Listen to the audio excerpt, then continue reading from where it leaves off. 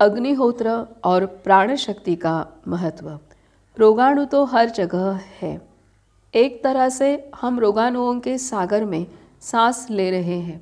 हर सांस के साथ अरबों खरबों जीवाणु हमारी देह में पहुंच रहे हैं। जब तक हमारे देह के रक्त में मौजूद प्रतिरोधी कोशिकाएं अर्थात एंटीबॉडी इन रोगाणुओं से लड़ने में समर्थ है, तब तक हमारा बाल भी पाका नहीं होता। जहाँ यह रक्षा कवच टूटा कि फिर कभी खांसी, कभी जुकाम, कभी फ्लू, कभी क्षय और कैंसर जैसे गंभीर व्याधियाँ होती हैं। केवल यह महत्वपूर्ण नहीं है कि कोई कितने लंबे समय तक जीवित रहता है, महत्वपूर्ण यही है कि वह कितनी अच्छी तरह जीवित रहता है। आधुनिक चिकित्सा पद्धतियों एवं उपचार से मनुष्य की औसत आयु तो बढ़ी है, किंतु साथ ही उसका शरीर रोगों का घर हो गया है। नए अस्पतालों में लगातार वृद्धि मानव स्वास्थ्य की निम्न गति स्पष्ट करती है। मनुष्य वैसा ही होता है जैसा उसका खान पान होता है और जैसे वातावरण में सांस लेता है। अच्छे स्वास्थ्य के लिए यह एक अनिवार्य शर्त है कि उसका परिवेश प्रदूषित न हो। मनुष्य को केवल स्वास्थ्य ही नहीं चाहिए, बल्कि वह रोग प्रतिकारक शक्ति भी चाहिए, जिसे जीवनी शक्ति कहते हैं।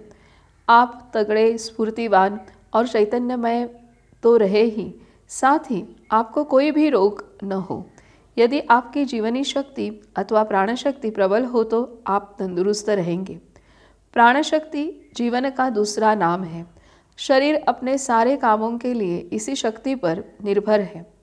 यह प्राण शक्ति आती कहाँ से है? हमें इसका ज्ञान न होने पर भी हम यह जानते हैं कि प्राण शक्ति अथवा प्राण सारे आकाश में व्याप्त है। धूप, हवा एवं खाद्य पदार्थों में यह प्राण प्रवाहित होता रहता है और जब हम उनका उपयोग करते हैं तब हमारे शरीर का कण कण इसे अवशोषित करता है। वैज्ञानिकों के कथनानुसार प्राणों को प्रबल बनाए रखने में सहायक धूप, खाद्य पदार्थ तथा जल प्रदूषित हो चुके हैं। केमिकल्स इनके उपयोग के साथ साथ शरीर में जाते हैं। उसका काफ़ी हिस्सा शरीर में जमा होते होते कई असाध्य रोगों को जन्म देता है। प्रदूषित धूप एवं जल तथा खाद्य पदार्थ प्राण शक्ति को दुर्बल करते हैं तथा रोगों के प्रवेश के कारण बनते हैं। बिना भोजन के आदमी कई सप्ताह तक जीवित रह सकता है और बिना पानी के कई दिन तक, लेकिन वायु के बिना 5 मिनट भी नहीं जिया जा सकता। क्या कभी आपने सोचा है कि वायु में वह कौन सी वस्तु है जो हमें जीवित रखती है? वैज्ञानिकों ने इसे ऑक्सीजन अर्थात प्राणवायु कहा है। प्राणवायु के साथ साथ हमारे सांसों के माध्यम से प्राण शक्ति अर्थात जीवन शक्ति हम ग्रहण करते हैं। हमारे फेफड़े वायु में अनुप्राणित ऑक्सीजन ग्रहण करता है और रक्त की गंदगी को कार्बन के रूप में बाहर निकलने वाली वायु के साथ निकाल देते हैं। श्वास द्वारा फेफड़े के अंदर रक्त की सप्लाई के लिए खींची जाने वाली वायु में यदि धूल, सीसा, पारा, जहरीली गैस मिली हुई हो तो क्या इसे सप्राण वायु कहा जा सकता है? कार्बन तथा अन्य जहरीले प्रदूषित वायु को ग्रहण करके हम स्वस्थ कैसे रह सकते हैं? वायु प्रदूषण मनुष्य जीवन को अनेक पहलुओं से दबाता दबोचता बढ़ रहा है। कोई भी इससे अछूता नहीं है।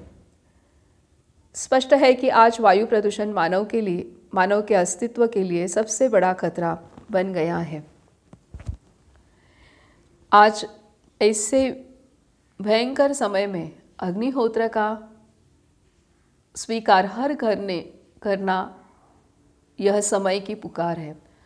अग्निहोत्र आचरण से प्रदूषण दूर होता है, रोग जंतु नष्ट होते हैं, प्राण शक्ति बढ़ती है, प्राणवायु अर्थात ऑक्सीजन की मात्रा बढ़ती है और हम जिस वातावरण में रहते हैं उस वातावरण की रोग प्रतिकार शक्ति बढ़ती है। जरूर प्रत्येक घर अग्निहोत्र को अपनाए। पुष्पा आधार अग्निहोत्र नित्य करे पुस्तक, माधव आश्रम, भोपाल।